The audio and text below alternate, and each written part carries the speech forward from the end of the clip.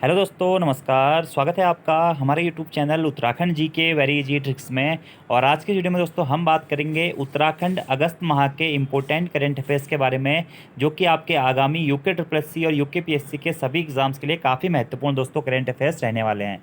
जैसा कि आपको पता है दोस्तों, हमारी करंट अफेयर्स की जो सीरीज है यह मंथली चलती है, जिसमें हम आपको उत्तराखंड के और साथ में नेशनल इंटरनेशनल करंट अफेयर्स भी कराते हुए चलते हैं। तो अभी दोस्तों उत्तराखंड का हम जुलाई माह तक के इंपॉर्टेंट करंट अफेयर्स की वीडियोज़ कर चुके हैं। अगर आप लोगों ने वो वीडियो नहीं देखी हुई है तो आप उन वीडियोज़ को भी जरूर देख लीजिएगा। और नेशनल इंटरनेशनल करंट अफेयर्स में दोस्तों जुलाई माह से अभी आगे की वीडियोज़ बनानी बची हुई है, तो वो वीडियोज़ भी आपको जल्द से जल्द देखने को मिल जाएंगी। और साथ ही दोस्तों वीडियो पसंद आती है वीडियो को लाइक जरूर करें, कमेंट जरूर करें, अपने दोस्तों के साथ में वीडियो को जरूर शेयर करें। और करंट अफेयर्स से दोस्तों आगामी एग्जाम्स में बहुत ज़्यादा प्रश्न पूछे जाने की संभावनाएं हैं। आप लोगों ने देखा भी होगा, भले ही यूके ट्रिपल एस सी हो या यूके पीएससी हो, वह आप करंट अफेयर्स से काफ़ी प्रश्न पूछ रहा है और उत्तराखंड के करंट अफेयर्स को भी काफ़ी ज़्यादा पूछा जा रहा है। तो ये सीरीज़ आप लोगों के लिए काफ़ी बेस्ट सीरीज़ है। जो भी अभ्यर्थी इस सीरीज़ को फॉलो करते हैं और उसके बाद में उत्तराखंड के एग्जाम्स देते होंगे, तो निश्चित ही आपको उत्तराखंड के जितने भी करंट के क्वेश्चन हैं सभी इन वीडियो से देखने को मिल जाते होंगे। तो आज की इस वीडियो में दोस्तों हम शुरू करते हैं अगस्त माह के इंपॉर्टेंट करंट अफेयर्स के बारे में।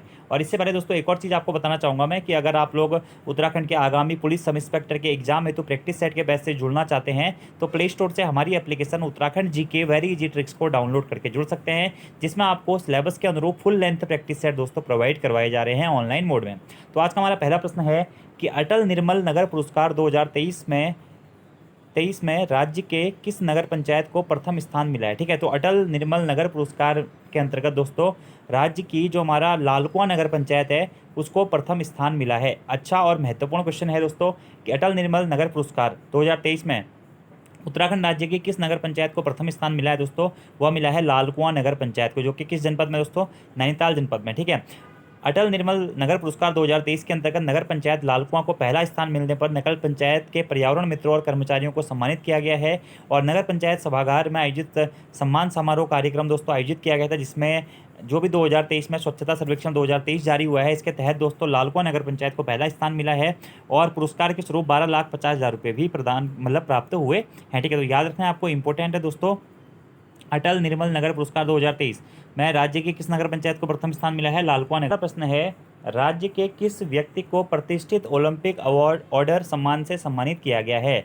तो अभिनव बिंद्रा जी को प्रतिष्ठित ओलंपिक ऑर्डर सम्मान से सम्मानित किया गया। ये दोस्तों बहुत ज़्यादा महत्वपूर्ण प्रश्न है, क्योंकि अभिनव बिंद्रा जी आपका संबंध आप लोगों को पता होगा दोस्तों, यह एयर राइफल स्पर्धा यानी कि निशानेबाज हैं, निशानेबाजी से प्रमुखता है इनका संबंध माना जाता है। और इनको हाल ही में प्रतिष्ठित ओलंपिक ऑर्डर सम्मान से सम्मानित किया गया है और यह उत्तराखंड के देहरादून निवासी हैं। ठीक है, भारत के पहले व्यक्तिगत ओलंपिक गोल्ड मेडल विजेता अभिनव बिंद्रा जी को पेरिस में 142वें आईओसी के दौरान अंतर्राष्ट्रीय ओलंपिक समिति द्वारा प्रतिष्ठित ओलंपिक ऑर्डर पुरस्कार से सम्मानित किया गया है। ठीक है, और 2010 के आसपास में दोस्तों इन्होंने क्या किया था, गोल्ड मेडल भी जीता था। ठीक है, सॉरी 2008 में इन्होंने ओलंपिक में गोल्ड मेडल जीता था। और इनको दोस्तों हाल ही में ओलंपिक ऑर्डर सम्मान से सम्मानित किया गया है। इससे पहले एक और भारतीय हैं जिन्हें इससे सम्मानित किया जा चुका है, वो हैं दोस्तों कौन, इंदिरा गांधी जी। इंदिरा गांधी जी को 1983 में दोस्तों यह इस अवार्ड से सम्मानित किया गया है। और वर्तमान में ओलंपिक ऑर्डर सम्मान से अभिनव बिंद्रा जी को सम्मानित किया गया है, देहरादून के निवासी हैं। इंपॉर्टेंट प्रश्न है, एग्जाम में प्रश्न आपसे पूछा जा सकता है।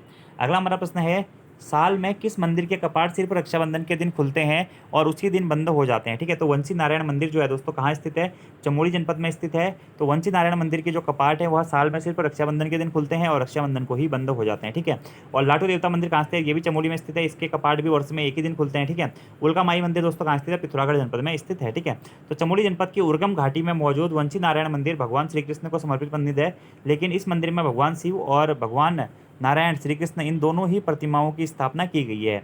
इस मंदिर को बंसी नारायण और वंशी नारायण इन दोनों ही नाम से जाना जाता है। ठीक है, और यहाँ के पुजारी हर साल रक्षाबंधन के दिन इस मंदिर की पूजा करते हैं और इसी मंदिर के पास में एक भालू गुफा भी स्थित है।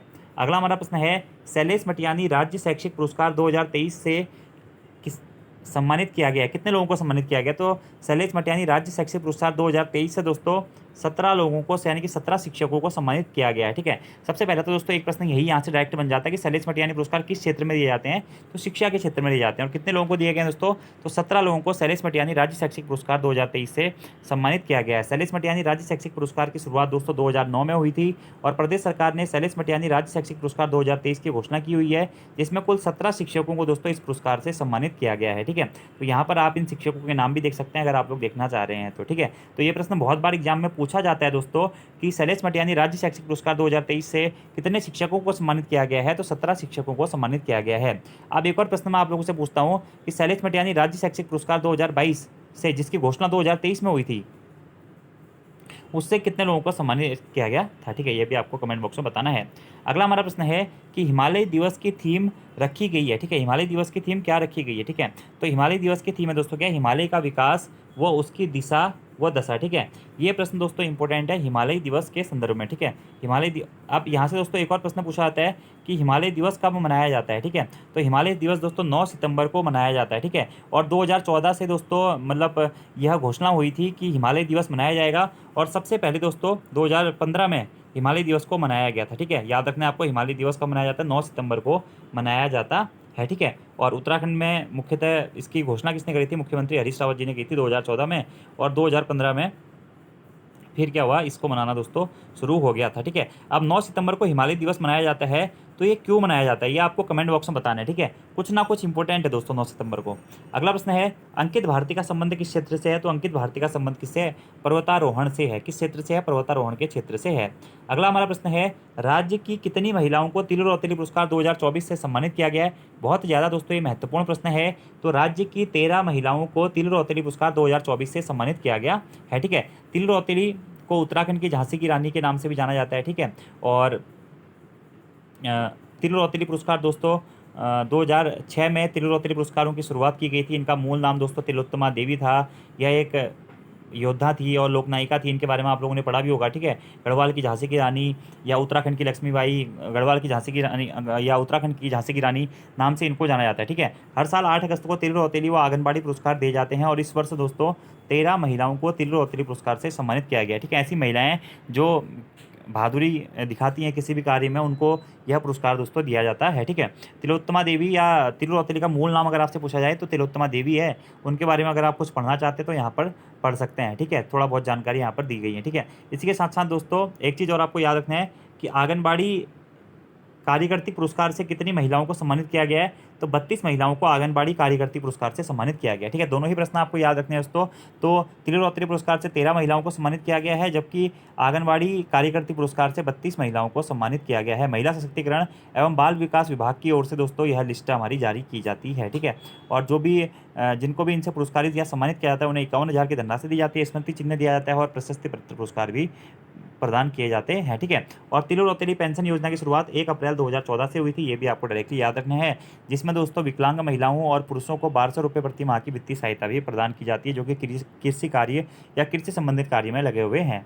अगला हमारा प्रश्न है ICRT इंडिया एवं उप महाद्वीप पुरस्कार 2024 का सिल्वर अवार्ड से किसे नवाजा गया है, ठीक है। तो ICRT इंडिया और उप महाद्वीप पुरस्कार 2024 के सिल्वर अवार्ड से दोस्तों उत्तराखंड पर्यटन विकास बोर्ड को सम्मानित किया गया है, ठीक है। उत्तराखंड पर्यटन विकास बोर्ड को नई दिल्ली में आयोजित एक समारोह में स्थानीय समुदायों को रोजगार और कौशल प्रदान करने की श्रेणी में इस वर्ष के ICRT इंडिया और उप महाद्वीप पुरस्कार 2024 के संस्करण में सिल्वर अवार्ड से नवाजा गया, किसको, उत्तराखंड पर्यटन विकास बोर्ड को। अगला प्रश्न है दोस्तों हाल ही में संयुक्त राष्ट्र शांति मिशन के लिए किसका चयन हुआ है, तो हाल ही में तेज प्रकाश देवरानी जी का चयन हुआ है संयुक्त राष्ट्र शांति मिशन के लिए, ठीक है। और यह जो तेज प्रकाश देवरानी जी हैं, इनका संबंध मूलतः दोस्तों उत्तराखंड के पौड़ी गढ़वाल जनपद के निवासी ये हैं, ठीक है। और CBI के पुलिस महानिरीक्षक तेज प्रकाश देवरानी का चयन संयुक्त राष्ट्र शांति मिशन के लिए किया गया है। देवरानी वर्तमान में CBI नीति प्रभाग नई दिल्ली में DSP के रूप में कार्यरत हैं। अगला हमारा प्रश्न है देवी धुरा या बग्वाल मेले के बारे में कौन सा कथन सत्य है, ठीक है। तो देवी धुरा या बग्वाल मेला या आषाढ़ी कौतिक मेला या फिर दोस्तों पाषाण युद्ध मेले के नाम से इस मेले को जाना जाता है, ठीक है। और काफ़ी पुराना या प्राचीन मेले के रूप में इसे जाना जाता है। रक्षाबंधन के दिन मेनली दोस्तों यह मेला आयोजित किया जाता है। कहाँ आयोजित किया जाता है, देवी धुरा मेला, बग्वाल मेला, आषाढ़ी कौतिक मेला या फिर पाषाण युद्ध मेला, तो चंपावत जनपद के देवी धुरा में दोस्तों यह आयोजित किया जाता है, ठीक है। तो कौन सा कथन सत्य पूछा गया है, यह मेला खोलीखाड़ दुबाचौड़ मैदान में मनाया जाता है, ये तो दोस्तों बिल्कुल सही है, ठीक है। आषाढ़ मास में मनाए जाने के कारण आज इसे आषाढ़ी कौतिक कहा जाता है। या फिर बग्वाल मेले में 4 खामू, चम्याल, घेड़वाल, लमगड़िया वो वालिक भाग लेते हैं, ये भी बिल्कुल सही है दोस्तों कि बग्वाल मेले में 4 खाम, चम्याल, घेड़वाल, लमगड़िया और वालिक भाग लेते हैं। और 2022 में देवीधुरा माँ बाराही बग्वाल मेले को राजकीय मेला घोषित किया गया था, ये भी सही है। और 2024 में पुनः दोस्तों इस मेले को राजकीय मेला घोषित किया था, ये भी बिल्कुल सही है, ठीक है।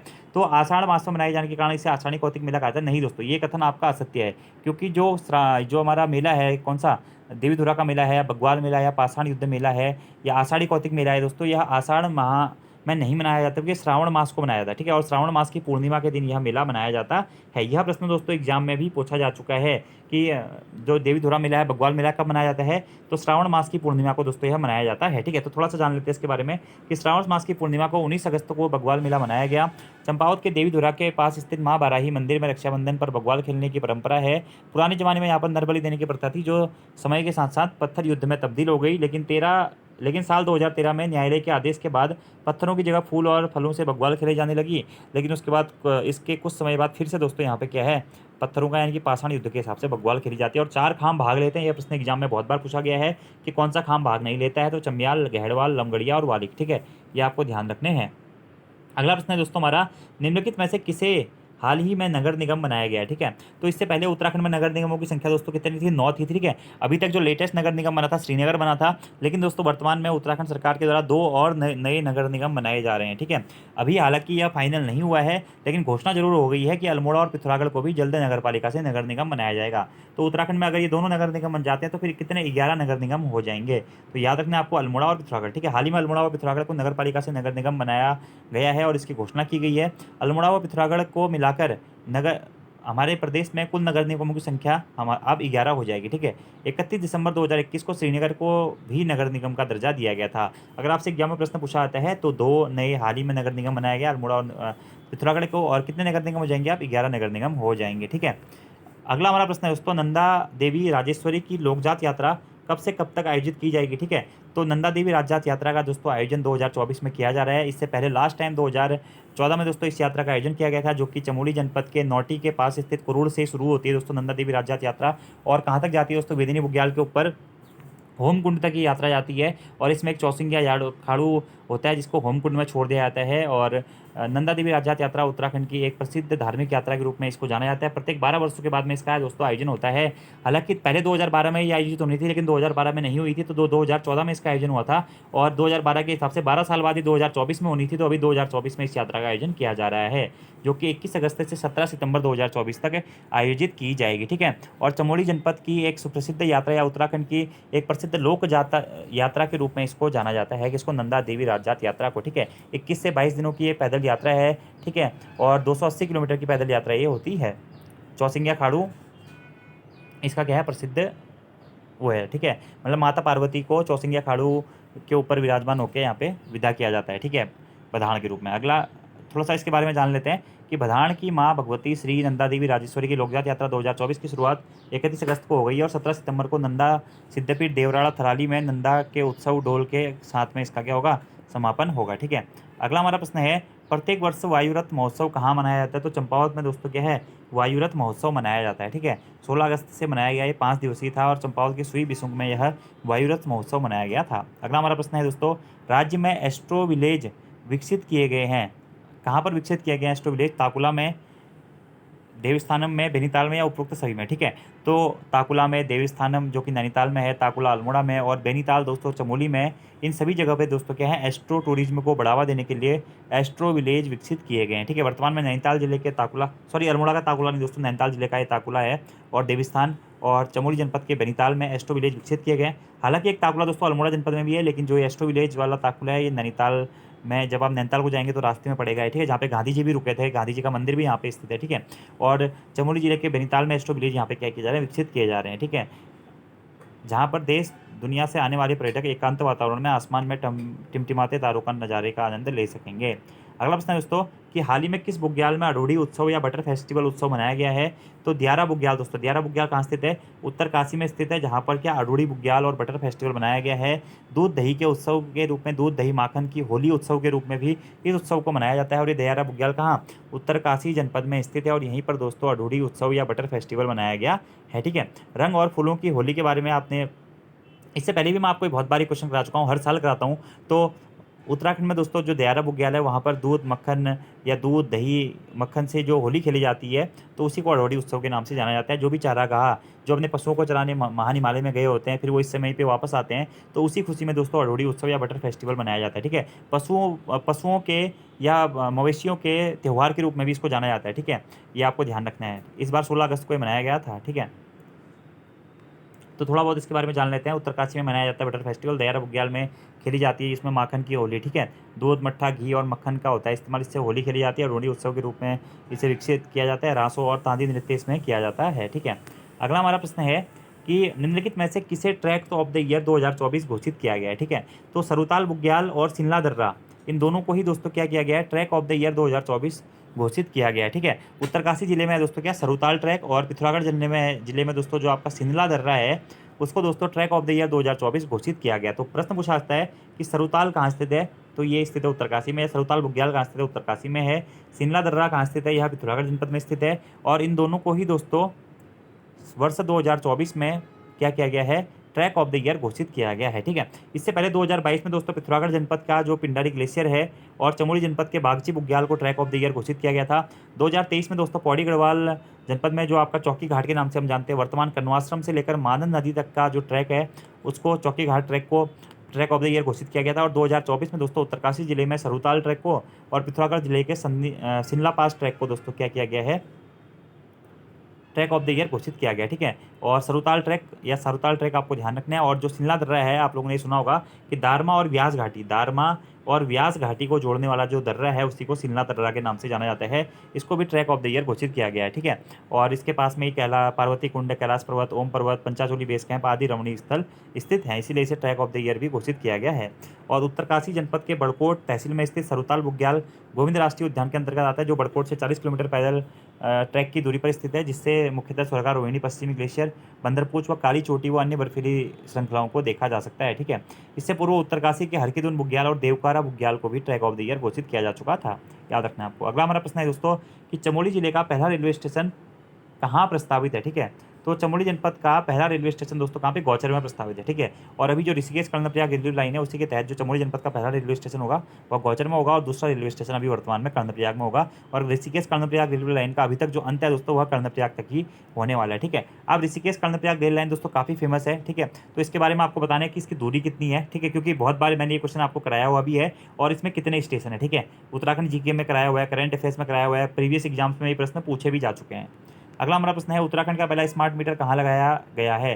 तो उत्तराखंड का पहला स्मार्ट मीटर दोस्तों कहाँ पे, देहरादून में लगाया गया। कहाँ पे, देहरादून में लगाया गया है। ठीक है, राजधानी देहरादून में प्रदेश का पहला स्मार्ट मीटर लगा दिया गया है।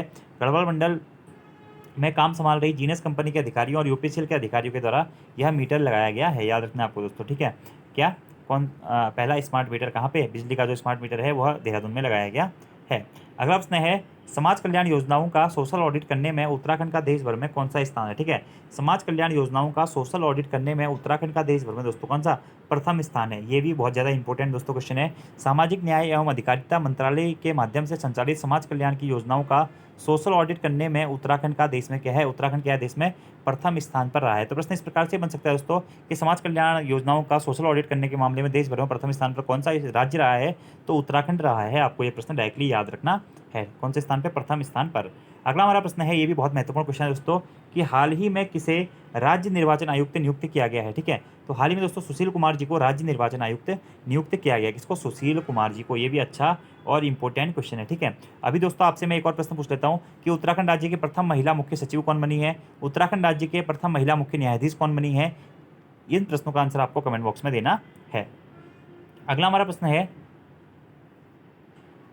द्वितीय इंद्रमणि बडौनी स्मृति सम्मान 2024 से किसे सम्मानित किया गया है। ठीक है, तो द्वितीय इंद्रमणि बडौनी स्मृति सम्मान 2024 से नरेंद्र सिंह नेगी जी को सम्मानित किया गया है। ठीक है, इंद्रमणि बडौनी जी को उत्तराखंड का गांधी नाम से जाना जाता है, और इन्हीं की स्मृति सम्मान 2024 से प्रसिद्ध गीतकार एवं गायक नरेंद्र सिंह नेगी जी को सम्मानित किया गया है। ठीक है, और उत्तराखंड के गांधी के नाम से इंद्रमणि बडौनी जी को जाना जाता है। ठीक है, अब नरेंद्र सिंह नेगी जी के गीत आजकल बहुत ज़्यादा पूछे जा रहे हैं, तो आप भी नरेंद्र सिंह नेगी जी के गीत जरूर सुने। अभी हाल ही में आबकारी एग्जाम पेपर में पूछा भी गया था, डोबरा का बटोई वाला गीत पूछा गया था इनका। ठीक है, तो इस प्रकार का जो गीत है ये आपको सुनने हैं, क्योंकि उत्तराखंड की संस्कृति से संबंधित ये टॉपिक में आ जाते हैं। ठीक है, अगला प्रश्न है निम्नलिखित में से किसे राष्ट्रीय शिक्षक पुरस्कार 2024 से सम्मानित किया जाएगा। तो कुसुमलता गढ़िया जी को राष्ट्रीय शिक्षक पुरस्कार 2024 से सम्मानित किया जाएगा, ठीक है। और उत्तराखंड से एकमात्र चमोली जिले की शिक्षिका हैं कौन, कुसुमलता गढ़िया, जिनको राष्ट्रीय शिक्षक पुरस्कार 2024 से चुना जाएगा, ठीक है। इससे पहले इन्हें 2023 में शैलेश मटियानी पुरस्कार से भी सम्मानित किया जा चुका है। अगला हमारा प्रश्न है, the eternal lord great Shiva temples of Uttarakhand book का विमोचन किसके द्वारा किया गया है। अच्छा और महत्वपूर्ण प्रश्न है। तो पुष्कर सिंह धामी जी के द्वारा the eternal lord great Shiva temples of Uttarakhand book का विमोचन किया गया है, ठीक है। और मुख्यमंत्री पुष्कर सिंह धामी जी के द्वारा हरिद्वार में आयोजित शिव समागम कार्यक्रम के दौरान द पुस्तक eternal Lord great Shiva temples of Uttarakhand का विमोचन किया गया है, ठीक है। और हरिद्वार के जिलाधिकारी धीरज सिंह गर्ब्याल ने the eternal lord great Shiva temples of Uttarakhand पुस्तक लिखी है। तो यह प्रश्न इंपॉर्टेंट है कि इसके लेखक कौन है, तो धीरज सिंह गर्ब्याल जी हैं, ठीक है। धीरज सिंह गर्ब्याल या गर्ब्याल है मेरे ख्याल से इनका नाम, ठीक है। तो आप सही कर लीजिएगा इसको। और the eternal Lord Shiva temples of Uttarakhand book का विमोचन किया किसने, पुष्कर सिंह धामी जी ने, ठीक है। इसमें कुमाऊं और गढ़वाल के महत्वपूर्ण शिव मंदिरों का वर्णन है। अगला हमारा प्रश्न है, राज्य की कितनी महिलाओं को अपनी पंचायत में बेहतरीन प्रदर्शन करने हेतु 15 अगस्त को दिल्ली में सम्मानित किया गया था। तो राज्य से 4 महिलाओं को दोस्तों अपनी पंचायत में बेहतरीन प्रदर्शन करने हेतु दिल्ली में सम्मानित किया गया था, ठीक है। और देश भर की करीब 150 महिलाएं थी, जिसमें उत्तराखंड राज्य की 4 महिलाएं हैं, जिसमें पौड़ी की मनीषा बहुगुणा, पिथौरागढ़ की ममता बोरा, विकासनगर की तबस्सुम इमरान और दून की मीनू छेत्री भी शामिल हैं, ठीक है। तो कितनी महिलाओं को अपनी पंचायत में बेहतर कार्य करने हेतु 15 अगस्त को दिल्ली में सम्मानित किया गया था, तो 4 महिलाओं को। अगला हमारा प्रश्न है दोस्तों कि हाल ही में राज्यपाल द्वारा उत्तराखंड आंदोलनकारियों के लिए कितने प्रतिशत क्षैतिज आरक्षण का विधेयक को मंजूरी प्रदान कर दी गई है, ठीक है। इसी की वजह से दोस्तों आपकी भर्तियां वर्तमान में नहीं आ पा रही है, लेकिन 1-2 महीने बाद आ जाएंगी, ठीक है। तो राज्यपाल द्वारा उत्तराखंड राज्य आंदोलनकारियों को दोस्तों 10% क्षैतिज आरक्षण प्रदान करने के विधेयक को मंजूरी दे दी गई है, ठीक है। उत्तराखंड में राज्य आंदोलनकारियों को सरकारी नौकरी में 10% क्षैतिज आरक्षण देने वाले विधेयक को राज्यपाल लेफ्टिनेंट जनरल गुरमीत सिंह ने मंजूरी दे दी है। मुख्यमंत्री पुष्कर सिंह धामी जी ने कहा था कि राज्य आंदोलनकारियों के संघर्ष और बलिदान को कभी नहीं भूला जा सकता और उनके कल्याण को सर्वोच्च प्राथमिकता दी जाएगी, ठीक है। एक बार दोस्तों मेरे ख्याल से राज्य आंदोलनकारियों को पहले भी आरक्षण मिलता था, लेकिन 2017-18 के आसपास नैनीताल हाईकोर्ट के द्वारा इसको बैन कर दिया गया था, यानी कि वैलिड अनवैलिड घोषित कर दिया गया था। लेकिन दोबारा से उत्तराखंड सरकार के द्वारा उत्तराखंड राज्य आंदोलनकारियों को 10% आरक्षण दे दिया गया है। अगर आप उत्तराखंड में आरक्षण को कुल मिलाकर दोस्तों जोड़ा जाए तो आप लोग जरूर बताइएगा, एससी का आरक्षण कितना है, एसटी का आरक्षण कितना है, ओबीसी का आरक्षण कितना है, फिर फीमेल का हॉरिजेंटल रिजर्वेशन अलग होता है, पीएच का हॉरिजेंटल रिजर्वेशन अलग होता है, और इसी के साथ साथ में अब आपका ईडब्ल्यूएस का आरक्षण भी जुड़ चुका है, और इसके साथ में दोस्तों अब आपका उत्तराखंड राज्य आंदोलनकारियों का आरक्षण भी जुड़ चुका है, ठीक है। खेल कर्मचारी मतलब जो खेल वाले हैं उनका भी आरक्षण जुड़ चुका है। तो कहीं ना कहीं जो आप जनरल कैटेगरी वाले अभ्यर्थी हैं उनको थोड़ा सा और ज़्यादा मेहनत करने की आवश्यकता है। और 10% आरक्षण दोस्तों मेरे हिसाब से बहुत ज़्यादा होता है। हालांकि उनका योगदान दोस्तों बहुत ही मतलब आप ये कह सकते हैं कि अयोग्यनीय है, ठीक है। मतलब जिन्हें शब्दों में हम बयान नहीं कर सकते हैं, लेकिन राज्य आंदोलनकारियों को 10% जो आरक्षण दिया गया कहीं ना कहीं तक ये ठीक भी है, लेकिन मेरे हिसाब से जो इसकी सीमा जो 10% की गई है वो बहुत ज़्यादा मुझे लग रही है, ठीक है। थोड़ा सा कम भी की जा सकती थी, लेकिन कोई नहीं दोस्तों, आरक्षण के मुद्दे पर हमसे ज़्यादा गवर्नमेंट सोचती है। गवर्नमेंट में जो हमारे शासन प्रशासन में लोग बैठे हुए हैं उनको ज़्यादा चीज़ें पता हैं, तो हो सकता है कि समाज में पर्याप्त प्रतिनिधित्व राज्य आंदोलनकारियों के वंशजों को मिलना चाहिए, तो इसीलिए आपका ये आरक्षण प्रदान किया गया हो, ठीक है। तो ये थे दोस्तों आपके अगस्त माह के उत्तराखंड के महत्वपूर्ण करंट अफेयर्स। तो सारे करंट अफेयर्स बहुत ज़्यादा महत्वपूर्ण है, कुछ करंट अफेयर्स बहुत ज़्यादा महत्वपूर्ण है, खासकर इस महीने पुरस्कार वाली बहुत सारी चीज़ें हुई हैं। तो आपको ये सारी चीज़ें दोस्तों जरूर याद रखनी है। वीडियो पसंद आती है वीडियो को लाइक जरूर करें, कमेंट जरूर करें, अपने दोस्तों के साथ में वीडियो को जरूर शेयर करें। Thank you, thanks for watching video, see you next time. धन्यवाद दोस्तों। और अगर आप उत्तराखंड के किसी भी एग्जाम में तो किसी भी प्रकार के प्रैक्टिस सेट के कोर्सेज से या डिटेल कोर्सेज से जुड़ना चाहते हैं तो प्ले स्टोर से हमारी application Uttarakhand GK very easy tricks को डाउनलोड करके जुड़ सकते हैं। धन्यवाद।